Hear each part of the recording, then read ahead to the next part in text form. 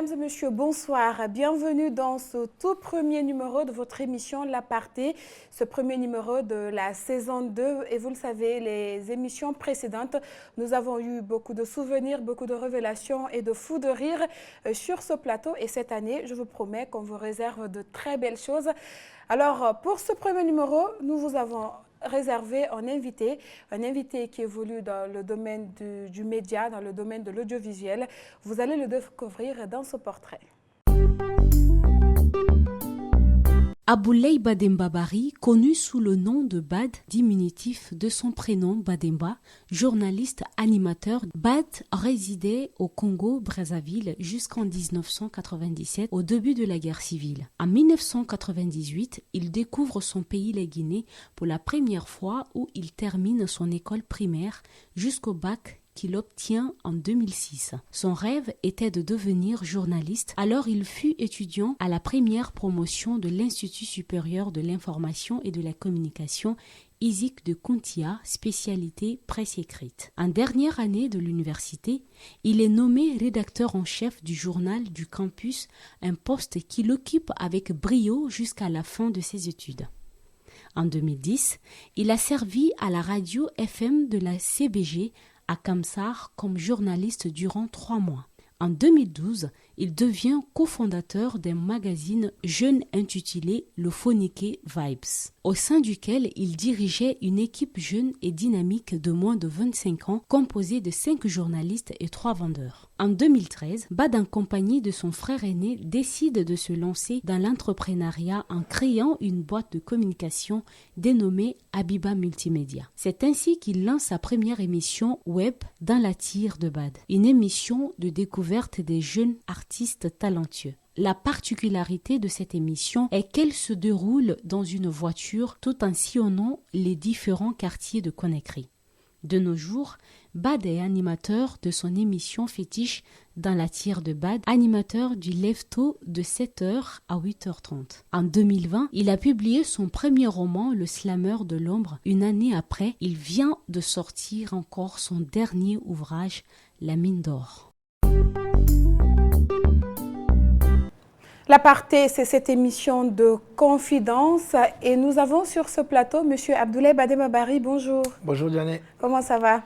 Très bien, comme tu le vois. Merci d'avoir accepté cette invitation. Ouais. Alors, vous préférez qu'on vous voit, qu'on vous tutoie? Il faut me tutoyer jusqu'à la gare. Alors, Aboulaye Bademba Bari, Bademba ou Bad pour les intimes, tu es né et tu as grandi au Congo où tu as vécu la guerre civile qui t'a arraché de ta ville, Brazzaville préférée. Alors, est-ce que tu te rappelles encore de ces événements? Oui, je me rappelle beaucoup d'événements puisqu'à l'époque, j'avais déjà 12 ou 13 ans. Et je me rappelle des bruits de tirs, d'obus, de balles réelles et la panique sur le visage des parents.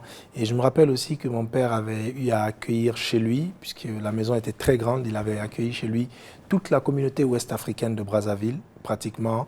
Et je me demandais parfois les matins pourquoi je voyais ma mère faire plus d'une trentaine de tasses de thé, alors qu'il fallait faire le petit déjeuner pour tous les enfants de ces Ouest-Africains. Il y avait des Sénégalais, il y avait des Maliens, des Guinéens qui étaient chez nous. Oui, c'était à Brazzaville.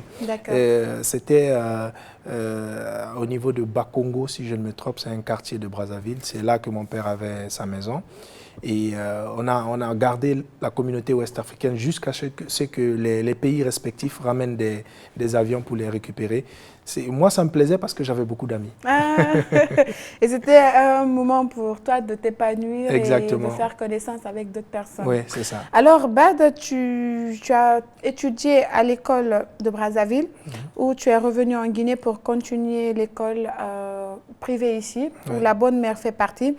Et impuissamment, tu t'es vu en train de chuter à cause du temps d'adaptation, c'est-à-dire de l'élève excellent que tu étais au Congo, arrivé à Conakry, tout a basculé, tu t'es retrouvé un peu élève médiocre. Comment tu as vécu cela? C'était dur, mais étant un enfant, je ne pouvais pas tout de suite expliquer cela. Je le vivais pleinement, je me voyais dégringoler en notes, En classe, je suis bien à l'intervention, je comprends ce qui est dit. J'étais même en avance, si je peux le dire, parce que de l'autre côté, le programme est un peu plus en avance que celui en Guinée. Mais je n'arrivais pas à restituer cela dans mes notes, et parce que j'étais un peu perturbé avec le fait qu'on soit quitté de façon subite, Brazzaville. Il y avait la guerre qui me traumatisait encore. Et c'était pénible. Mais je me suis retrouvé l'année qui a suivi. J'ai repris la classe parce que c'était en 5e ou 6e année, je crois, que j'ai échoué. Mon père a insisté que je reprenne la classe puisque ma mère, elle disait non, il est assez intelligent, ça doit être juste des soucis, laisse-le passer en classe supérieure. Mon père a dit non, s'il a échoué, il faut qu'il reprenne la classe. Ça va l'apprendre à connaître aussi l'échec parce qu'il n'a jamais connu d'échec à l'école. Et je crois que ce moment m'a beaucoup servi puisque j'ai goûté pour la première fois à l'échec en ce moment. Ah, c'est douloureux. Et depuis ça, je n'ai pas peur de l'échec. Quand ça vient, je l'embrasse, je lui fais des bisous et après il devient gentil. Alors, Bad, tu as beaucoup de passion dans ta vie. Déjà, Ouais. à l'enfance, tu aimais beaucoup le football. Et ensuite, la danse et puis Ouais. le rap qui est resté. Et le football également est resté parce que tu es un supporter de Juventus et grande fan de Trezeguet, C'est ça. qui porte donc le numéro 17 et ce qui est ton numéro préféré parce que tu es né en 17 mai. Exactement. Et donc, pourquoi tu n'as pas fait carrière dans le football? Parce que non seulement c'est le destin, sinon j'avais toute la volonté, j'avais tout le rêve, j'avais tout le courage, j'avais aussi tout le soutien puisque mon père me donnait assez d'argent pour avoir tous les équipements qu'il faut pour jouer au football. Ma mère aussi me soutenait beaucoup. Tous les matchs que j'ai eu à jouer, quand c'est un match un peu plus grand, elle se déplaçait sur le terrain pour venir me voir. Donc j'avais tout ce soutien, mais malheureusement j'ai eu une blessure en 2014 au genou droit. Je crois que c'est compte tenu à mon style de jeu parce que je suis un joueur qui tire beaucoup de tirs. Et je crois que cela a joué sur mon genou droit. Et j'ai eu un claquement du genou droit lors d'une finale. C'était à Yataya Fulamadina sur le stade de Yataya. J'ai tiré un ballon et j'ai senti une atroce douleur qui m'a fait beaucoup de douleur la nuit. C'était l'une des nuits les plus longues de ma vie, hein, avec beaucoup de fièvre, le genou enflé. Et finalement, on a découvert que c'était une déchirure de ligament. J'avais vu des médecins, même du Sili, un docteur Étienne notamment, à qui je passe le salut, parce qu'il avait vraiment tout fait pour pouvoir régler cela. On n'a pas pu. Et finalement, on m'a dit qu'il faudrait une opération au Maroc, que je n'ai pas accepté de faire. Et je suis tombé dans le monde professionnel. Et depuis, le football reste une passion, mais je ne suis pas Ça footballeur. reste une passion quand on n'a pas beaucoup de choses à faire. C'est ça. Alors, Bad, tu es 5e enfant d'une Oui. fratrie de 8 enfants. C'est ça. Et donc, quels sont tes liens avec tes frères? Alors, je suis, comme je le signale toujours, 5e en nombre, mais 4e en position parce que je suis le 4e geste de ma mère. 5e en nombre parce que je suis le petit frère des jumeaux, ce qu'on dit Sayon ou Sadio chez les Peuls. Je suis le petit sorcier, voilà, je viens juste après les jumeaux. Et j'ai de très bonnes relations avec mes frères. Hein. Ceux qui sont avant moi, il y en a 4, c'est-à-dire l'aîné, et puis le second, et puis les jumeaux. Très bonne relation avec les 2 premiers. Les jumeaux, plutôt, c'est très décalé. Pourquoi? On a des ambitions et des chemins diamétralement opposés. D'accord. Et Et en c'est avec général, tous les autres ou c'est seulement toi? Non, avec tout le monde. Même avec papa, avec maman, avec tout le monde. Ah, ça? Ils ont leur monde à eux, ils sont dans leur bulle. C'est des gens que j'aime bien. Hein. Ce sont mes frères de lait. On a passé de très bons moments ensemble. On a grandi. Mais ça reste quand même des personnes avec lesquelles je n'ai pas vraiment la même ligne directive.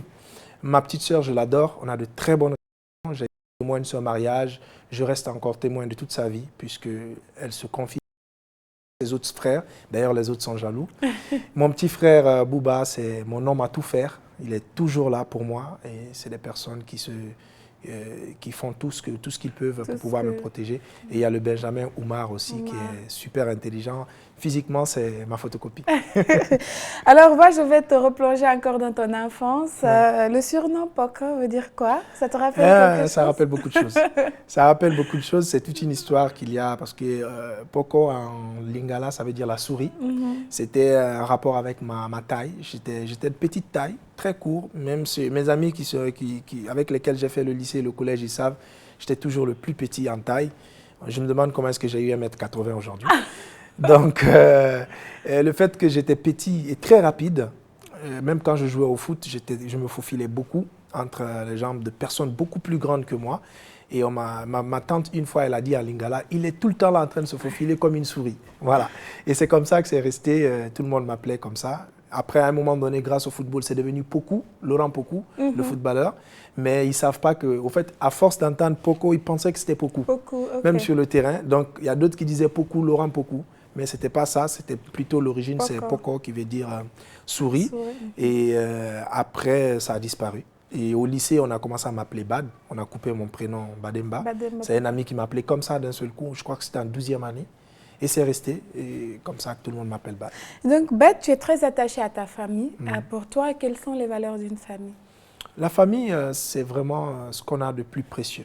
C'est notre véritable source d'énergie, c'est notre réconfort, c'est notre détente, c'est notre force. Puisque à un moment donné, on se rend compte que tout le monde peut nous quitter, mais sa famille reste toujours parce que je sais lire la joie sur le visage des membres de ma famille lorsqu'ils voient ce que je deviens aujourd'hui. Pour moi, ça n'a pas de prix. Et je préfère 1000 fois un « je t'aime » de la part de ma mère ou de mon père ou d'un de mes frères que passer mon temps dans des futilités. Donc pour moi, la famille, c'est tout ce qu'on a de plus précieux. Bah donc, au-delà de la famille, tu es quelqu'un de très attachant. Parce que la preuve, tu as réussi à garder tes liens avec même ta maîtresse d'école, Marlène Maganga, de la 3e année au Congo. Qu'est-ce qu'elle représente pour toi? Aujourd'hui, c'est carrément la famille. C'est la famille puisque c'est quelqu'un qui m'a eu en classe en 2e ou 3e année. Ça fait vraiment longtemps.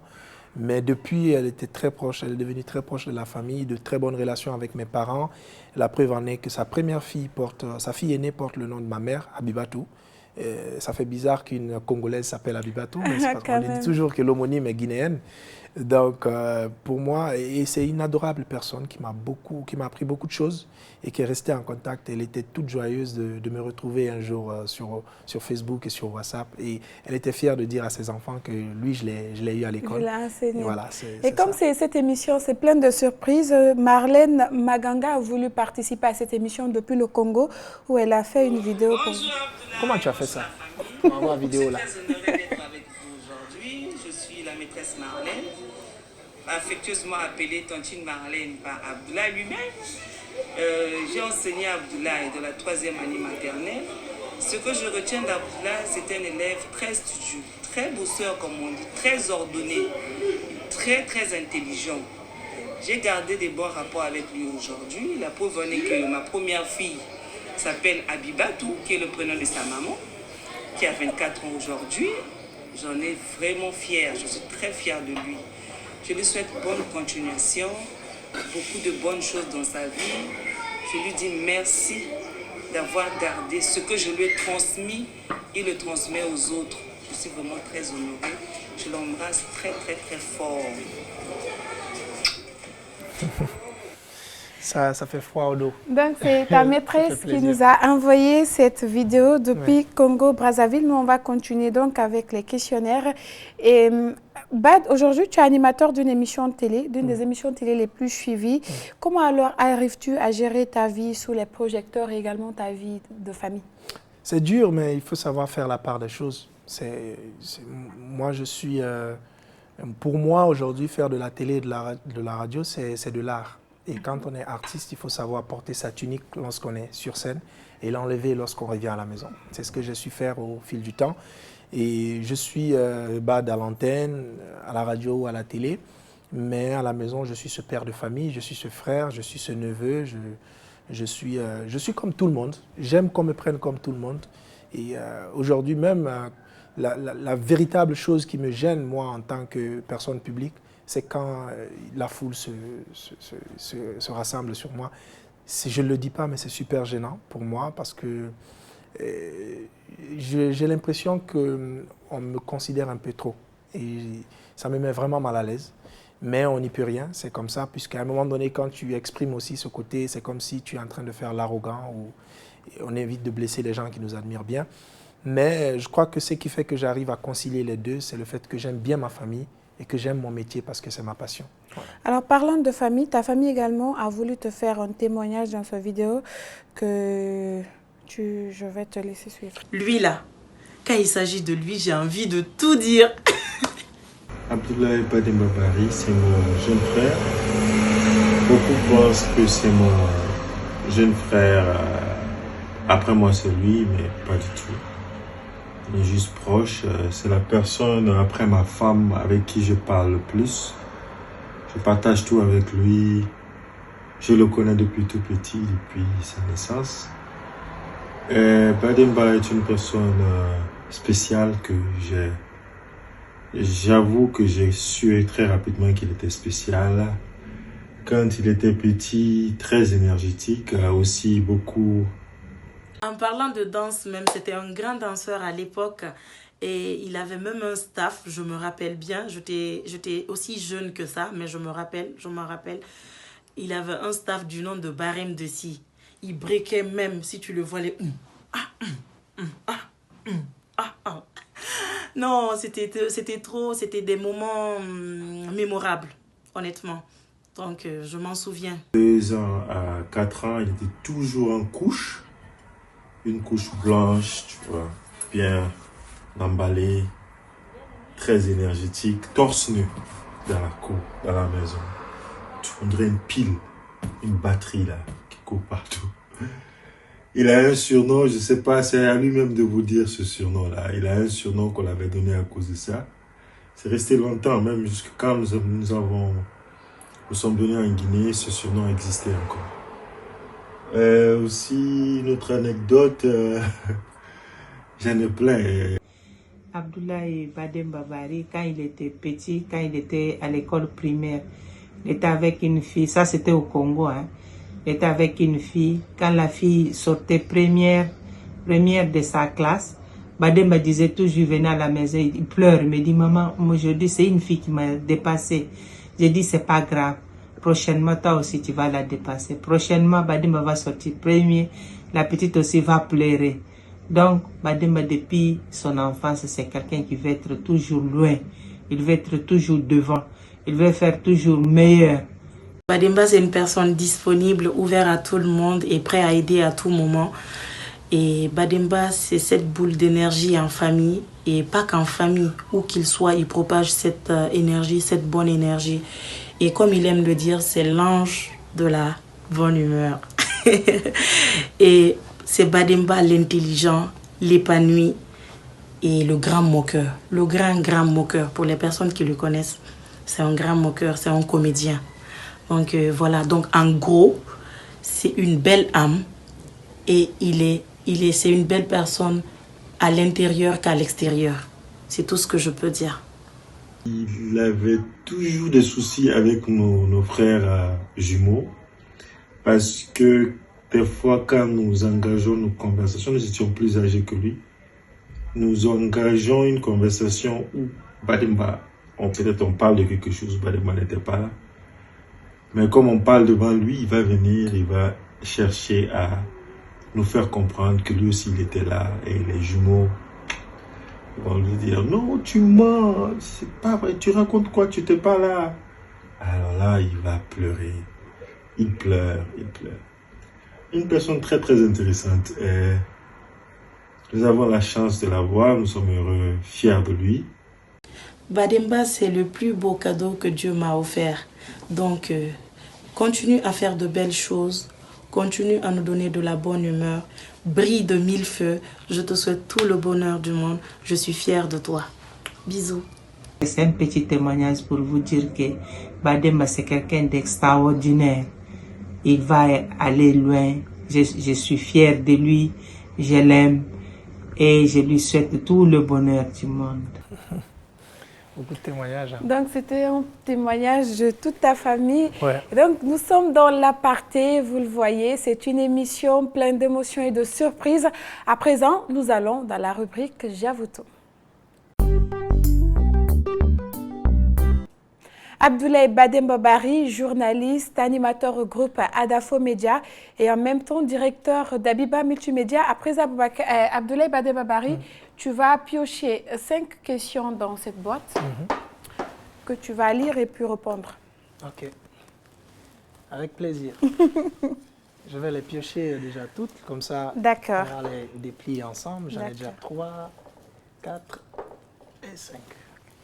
J'espère qu'on ne va pas me demander comment est-ce que le colonel est venu au pouvoir. Alors, avec la toute première question. Si vous pouviez réaliser 3 vœux, lesquels choisirez-vous? Déjà, c'est donner une vie à ma mère. Okay. Je voudrais qu'elle vive, si c'était possible, de façon immortelle, puisque c'est une personne, une très belle âme qui propage tellement assez de bonne énergie que ça sera dommage de penser qu'un jour elle va partir. Mais c'est la volonté de Dieu. En fait, longue vie donc à maman. Longue vie à maman. Donc, ça serait ça, vraiment, souhaiter une très longue vie à ma maman. Et mon autre vœu, c'est surtout de pouvoir avoir aussi, souhaiter une longue vie à mon père, parce que j'aime quand il exprime sa joie de nous voir réussir. Donc, s'il a la chance de nous voir réussir, parce que je sais qu'il a des milliardaires comme enfants, en dollars en plus. Mais c'est une question de temps. De temps, ça viendra. Et ça serait dommage qu'il ne soit pas là pendant que je serais en train de voyager en jet privé. Voilà, donc... Je n'avais pas vu cette partie. Ça serait dommage hein, qu'il ne puisse pas voir cela. Et l'autre vœu, ça serait bien sûr moi-même que j'ai longue vie pour vivre le mariage de ma fille. Inch'Allah. Ouais, je veux vraiment tenir sa main et l'accompagner dans le couloir du mariage jusqu'à remettre sa main dans la main de son mari, le regarder dans les yeux et lui dire que mon frère, tu blagues, même si je suis un vieux sans dents, je vais régler ton compte, quoi. On l'espère, on le souhaite vivement. Donc ça, c'est des vœux, c'est des vœux de famille et de longue vie. Je crois que c'est le plus important. L'autre question, samedi, vous devez faire l'annonce de la diffusion de ce numéro de la partie en direct dans votre émission. Donc ça, c'est un challenge. Hein? Ça, c'est un challenge. Alors, d'accord. Donc, je vais faire le challenge. Il n'y a pas de souci. Une vidéo en direct sur Espace. D'accord. Et vous allez nous l'amener. Alors, j'ai une autre question qui me dit, quelles sont vos passions en dehors du travail? En dehors du travail, j'aime bricoler. Je bricole beaucoup. C'est-à-dire qu'il y a quelque chose qui est en panne, j'ai toujours envie de réparer. Même si ma femme dit que je ne réussis jamais mes réparations, j'essaie quand même. Hein. Mais parfois, je réussis. Par exemple, les caméras de surveillance chez moi, c'est moi qui les ai installées tout seul. Et ça marche. Quoi d'autre comme passion? Je ne sais pas trop. Le slam. Hein, le slam. Je slam. J'écris et je fais du slam audio et vidéo. Et pour moi, écrire aussi, c'est une passion. C'est une passion. Donc, écrire, ok, c'est une passion aussi. Et donc, on va avec la 3e question. Non, 4e. Oui, 4e, voilà. Quel est votre film ou série préférée? Un film, j'ai bien aimé en ce moment, hein, pour ce que j'ai retenu. J'ai bien aimé Banlieusard de Kerry James. De Kerry James, oui. C'est un très beau film. C'est un film que j'aime bien aussi, surtout là où son frère tient le discours vers la fin. Oui, c'est ça. C'est un très beau film. Et série, je ne sais pas trop. Je ne suis pas trop film et série. Mais je pense que Banlieusard, ça suffirait. La dernière question, ça nous dit quelle était votre matière préférée à l'école? J'aime la langue française. Hein, j'aimais bien le français avec la littérature orale et écrite française et africaine. J'aimais bien et je détestais les maths. Je détestais les maths. T'es pas seul. Je suis là aussi. Je n'ai jamais compris pourquoi est-ce qu'on n'a pas pu faire l'amour, les maths et moi. Merci. Merci beaucoup d'avoir répondu à ces questions. On va aller très vite. Oui. Alors, vous êtes très sentimental, surtout avec votre femme, Fatim, que vous affichez tout le temps. On vous voit à la salle de gym, dans ton quotidien également. Alors, qu'est-ce que Fatim a de spécial, Bad? Fatim, c'est une femme qui incarne, au-delà de la beauté qu'elle a, c'est une femme qui incarne la rassurance, c'est une femme qui incarne aussi, elle a un très bon charisme, d'accord? La preuve en est que quand j'ai voulu lui faire la cour, il y a des gens qui me disaient, elle ne va pas accepter, on ne l'ose pas là où elle travaille, parce qu'à l'époque, elle travaillait au ministère du Budget et des Finances, et on me disait, je me rappelle même que j'ai mon petit frère Bouba, il dit qu'il y a un de ses amis qui lui a dit qu'ils ne savent pas comment j'ai fait pour la voir, parce qu'elle faisait peur aux hommes. Mais moi, j'aimais ça parce que je me dis que quand ça fait peur, c'est que ça vaut le coup d'essayer. Et aujourd'hui, c'est quelqu'un qui est au cœur de ma vie. Elle apporte beaucoup de soutien dans tous les domaines, hein, que ce soit professionnel, à la maison.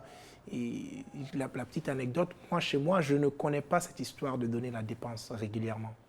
Quand je peux en donner, j'en donne. Quand je ne peux pas, elle en prend charge, hein, tu vois. Donc, c'est pour dire que c'est quelqu'un sur qui tu peux compter, qu'il y ait des finances ou pas, qu'il y ait quoi que ce soit, elle sera toujours là. Et je remercie le bon Dieu de m'avoir offert la femme que je voyais dans mes rêves. Alors, est-ce que c'était l'amour de ta vie? L'amour de ma vie, non, mais pas le premier amour de ma vie, mais le véritable amour de ma vie, comme je le dis toujours. Elle n'a pas été... Avant elle, j'ai aimé des femmes profondément, mais aujourd'hui, c'est elle le vrai amour pour moi, puisque c'est elle qui a su rester, c'est elle que j'ai épousée et j'en suis heureux. Pour moi, c'est mon véritable amour et voilà quoi, je l'aime vraiment. Alors Bad, on parle maintenant de ta vie professionnelle. Aujourd'hui, tu as 2 livres publiés, l'un le Slammer de l'ombre et le deuxième qui vient de paraître à la Mine d'Or. Et donc en parlant du Slammer de l'ombre, on peut conclure que le rap a suivi. Oui, plus ou moins, puisque je l'ai quand même décadencé pour en faire du slam, qui est de la poésie urbaine. Oui, mais je crois que si je ne m'étais pas essayé au rap, je ne serais pas aussi bon slammer. Donc, moi j'ai lu le Slammer de l'ombre. Il y a une partie où tu parles de ta fille Abibatou. Donc, cette partie, nous en avons fait un slam que tu vas... Durant les mois de ta grossesse, dans ma tête, je peignais ton visage. Je rêvais de toi déjà dans la maison, en train de téter. Durant les heures de ta naissance, j'ai eu l'impression que j'ai pris de l'âge. J'ai eu l'impression que le temps s'est arrêté. Quand l'homme a atteint la lune pour la première fois, il y a planté son drapeau. T'es ma lune, je n'y plante pas mon drapeau, mais tel un drap, j'y étale ma peau. T'es cette lune qui brille à moi jour et nuit, cette lueur, oui, lueur rose qui partout me suit. Elle s'appelle Maman Habi, elle est toute ma vie, c'est elle qui nourrit mon âme, mon esprit, elle est tout ce que je vis. Je t'aime et je crois en toi parce que t'es ma larve qui a tenu la course. Je t'aime et je crois en toi parce que t'incarnes mon amour de mère. Je t'aime et je crois en toi parce que dans la vie, t'es ma bourse. Je t'aime et je crois en toi parce que de ta mère je suis fier. Un bout de moi dans mes bras, j'en ai eu les larmes aux yeux. Un coup de joie rayonne à moi, je rends grâce aux cieux. À 2 nous sommes rentrés, à 3 nous sommes sortis. Mon amour pour toi, c'est des tonnes. J'ai dit à maman et mamie de faire de la place. Dans mon cœur, c'est toi, la population autochtone. Quand l'homme a atteint la lune pour la première fois, il y a planté son drapeau. T'es ma lune, je n'y plante pas mon drapeau, mais tel un drap, j'y étale ma peau. T'es cette lune qui brille à moi jour et nuit, cette lueur rose qui partout me suit. Maintenant, l'équation est complète. Fatim plus Bad égale HTB. Je t'aime. I love you. I love you. Bisous. Tu vois, tu as remarqué que parfois elle m'appelle Bademba. C'était la petite surprise qu'on avait gardée avant la fin de cette émission. On reste toujours avec ton livre Le Slammer de l'ombre où il y a une page que tu as dédiée à ta mère.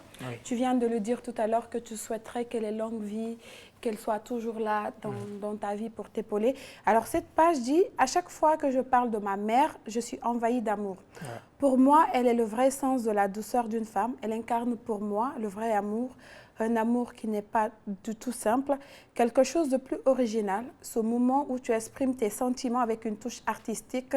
Quand on atteint ce stade, l'amour devient un art à part. » Alors dans cette émission, Bad, spécialement pour toi, nous avons gardé une très très grande surprise que tu vas voir. Tu parles de cette mère que te tient à cœur. Et on ne sait pas, par magie, peut-être elle va apparaître ici. Ah bon? Et elle va assister à cette émission. Ah, ok. D'accord. C'est quel magicien qui peut réaliser ces... Elle va sortir de nulle part et venir. Ah bon? Oui. Donc maintenant tu es devenu magicien. Bien sûr. Alors c'est ce slam que tu as dédié pour maman sur la page 59 où tu dis que l'équation est complète. Ouais, c'est ça. C'était un slam que j'ai écrit pour elle il y a fort longtemps. Hein. Il y a longtemps que je l'ai écrit et je n'avais pas eu l'opportunité de l'utiliser. Et c'est même... Donc, c'est la surprise. Mais comment tu as fait pour ramener maman ici? Pour toi, on est arrivé, mon fils. Merci, maman. Donc, merci d'être venu. Merci. Pour parler, Merci. pour discuter. Assieds-toi. Ah, mais Diané, c'est quoi cette sorcellerie-là? Mais demande à maman, il a été complice. Alors, maman, bienvenue dans l'aparté. Merci déjà d'avoir accepté cette invitation. Merci d'être là. Merci. Alors, Bad est en face de vous aujourd'hui. Qu'est-ce que vous avez à lui dire? J'ai commencé par dire à Bad d'abord que je l'aime beaucoup. Je t'aime aussi, maman. Et je suis fière de lui, de ce qu'il est devenu aujourd'hui. Aujourd'hui, me voilà devant vous parce que c'est à cause de lui que je suis là. Ouais. Donc, je suis fière vraiment. Donc, j'ai pris le bon Dieu qu'il devient plus que ce qu'il est aujourd'hui. Il est encore, je lui remercie beaucoup, qu'il est un bon père aussi. Aujourd'hui, il a fondé une famille, il a un enfant. Mais je lui demande toujours de rester ce qu'il est, de ne pas changer. C'est un bon père, c'est un bon fils. Il est tout pour nous. On est fiers de lui, vraiment. Merci beaucoup, maman. Merci beaucoup. Alors, tu as quelque chose à rajouter? Non, je suis touché. Je suis très touché par sa présence parce que je ne savais pas qu'elle allait être là. Ça me fait beaucoup plaisir. Moi, j'ai presque tout dit à ma mère. Elle sait que matin, midi, soir, je pense à elle. Je me bats pour qu'elle soit là. Et comme je le dis, j'espère que Dieu va me donner longue vie et elle aussi. Amen. Pour qu'on continue à vivre notre amour. C'est ça, en fait. Alors, maman, vous avez un souvenir d'enfance de Bad que vous pouvez nous rappeler très vite sur ce plateau? Ne rentre pas dans ça. Il y en a ceux qui étaient canaille, lui. Non, il n'était pas canaille quand même. Il était sage. Ok. Tu as vu? J'ai beaucoup de souvenirs de Bad, mais je ne sais pas si je peux parler ça ici. si, maman, il n'y a pas de tabou. Vas-y, ne te Ce sont des souvenirs, ce n'est pas des mauvais souvenirs, c'est de bons souvenirs seulement. Mais j'ai toujours l'histoire que j'explique pour Bademba. C'est l'histoire quand il était à l'école primaire. Il était en classe, je crois, je ne sais pas si c'est deuxième ou troisième année. Lui, comme il est toujours, Badem aime toujours rester toujours devant. Il n'aime pas rester derrière. Donc, il y avait une fille qui était avec lui dans la même classe. La fille, là, quand Bademba sortait premier, la fille sortait deuxième. Quand elle sort première, Bademba sortait deuxième. Bademba venait tout juste à la maison. Il me dit, maman, la fille a gagné encore aujourd'hui. J'ai dit, qu'est-ce qu'elle a fait? Et que c'est elle qui a gagné la première place aujourd'hui. J'ai dit, non, tranquillise-toi. Prochainement, ça sera pour toi. Donc, ça, c'est l'histoire qui m'a marqué beaucoup, vraiment. Donc, il aimait tout le temps être devant, voilà, il pas toujours, qu'on lui dépasse. Vraiment. Alors, Bad, on va aller très vite. Cette fois-ci, on va parler de La Mine d'Or que tu viens de publier il n'y a pas très longtemps. Parle-nous de ce roman. Alors, ce roman, c'est un peu ma contribution pour tous ces jeunes qui ont des rêves, qui parfois peinent à les réaliser. Et parfois, c'est parce qu'ils n'ont pas eu de modèle. Ils n'ont pas de référence. Et je me dis que pourquoi avoir un Barack Obama, je n'ai rien contre eux, ou un Malcolm X, ou je ne sais pas qui, comme modèle lorsqu'on a un Lamine Guirassy. Quelqu'un qui a réalisé de très belles choses, quelqu'un qui a quitté un pays comme la France, tout abandonné, rentré dans ce pays, réaliser ce qu'il est en train de faire aujourd'hui et être propriétaire d'un empire comme Adafo Media. Et j'ai eu à découvrir l'histoire de Lamine avec lui, avant même de travailler à Adafo. Et après, je suis venu, j'ai trouvé qu'il y avait beaucoup d'anecdotes à partager. Et ce livre a deux compartiments. Il y a la première partie qui relate l'histoire de Lamine Guirassy, c'est-à-dire de son enfance jusqu'à la création d'Adafo Media. Mais après, je suis allé de certaines expériences que j'ai vécues avec lui pour prouver combien de fois c'était un manager de haut niveau. C'est-à-dire que j'ai eu des anecdotes là où il a su mettre son intelligence émotionnelle au-dessus pour pouvoir gérer un employé, un collaborateur qui vient de faire une bourde, ou la manière dont il gère les gens. J'ai appelé cette partie le management à la Guirassy. Donc ce sont les deux parties. C'est un peu du coaching aussi de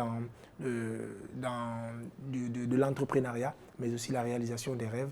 Et c'est ce qui nous a donné ce livre que j'ai appelé La Mine d'Or. La Mine d'Or, le titre, c'est un jeu de mots avec son nom, Lamine Guirassy, qu'on a trouvé La Mine d'Or. Si vous remarquez, il y a LA apostrophe, qui veut dire que ce là, il représente non seulement l'article, comme tu dis, la mine d'or ou la tasse, mais le même là représente les 2 premiers mots de son nom. Donc on les détache parce que si on avait gardé l'apostrophe, ça allait dire la mine. Okay. Donc lorsqu'on met l'apostrophe, ça met la mine d'or. Donc ça a 2 connotations. La mine, son prénom, et la mine qui est une mine d'or. Donc c'est beaucoup de jeux. Hein, et la dernière question, Bademba, quels sont tes futurs projets? Déjà, on va organiser la dédicace de la mine d'or en fin octobre avec bien sûr le premier partenaire qu'on a eu, c'est Conakry Capitale du Livre avec M. Sansi Kaba, à qui nous disons d'ailleurs merci, qui va nous aider totalement dans l'organisation de cette dédicace, qui va être une très grande dédicace. Normalement, sans Corona, on devait avoir les invitations de Claudie Siard qui avait accepté notre invitation et beaucoup d'autres journalistes internationaux qui avaient accepté de venir. Mais malheureusement, la Covid va faire défaut. Mais c'est sûr, ça sera quelque chose de grand. On a aussi le spectacle Slameur de l'ombre qui est toujours d'actualité. En novembre, si tout va bien, on va tenir un spectacle du côté de Canal Olympia de Kaloum. 2 jours de spectacle, le Slameur de l'ombre. Et il y a d'autres livres que j'écris. Par exemple, le livre La cage dorée des temps modernes que je suis en train d'écrire. Le Slameur de l'ombre, volume 2. Donc, en fin de compte, tu vas être le Guillaume Musso de la Guinée. Peut-être, je ne sais pas. Sortir un roman chaque année. J'en ai vraiment envie, puisque je ne sais pas combien de temps je vais rester sur Terre et je ne sais pas combien de temps je vais avoir cette inspiration fertile. Je vais en profiter au max. Autant que je peux créer, je créerai jusqu'au jour où je repartirai vers le très haut. Merci beaucoup, Bad. Merci d'avoir répondu à notre invitation. Merci encore à Maman de s'être déplacée et venir sur nos plateaux. Merci. Et voilà, c'est la fin donc de cette émission. Vous l'avez constaté, nous étions avec Abdoulaye Bademba Bari, journaliste animateur au groupe Adafo Média, écrivain, mais en même temps directeur général d'Abiba Multimédia. Merci beaucoup à l'équipe technique, à la réalisation, à toutes ces personnes qui m'ont accompagné pour faire cette émission, pour rendre cette émission très belle. J'espère vous retrouver très bientôt dans un nouveau numéro. Au revoir et portez-vous bien.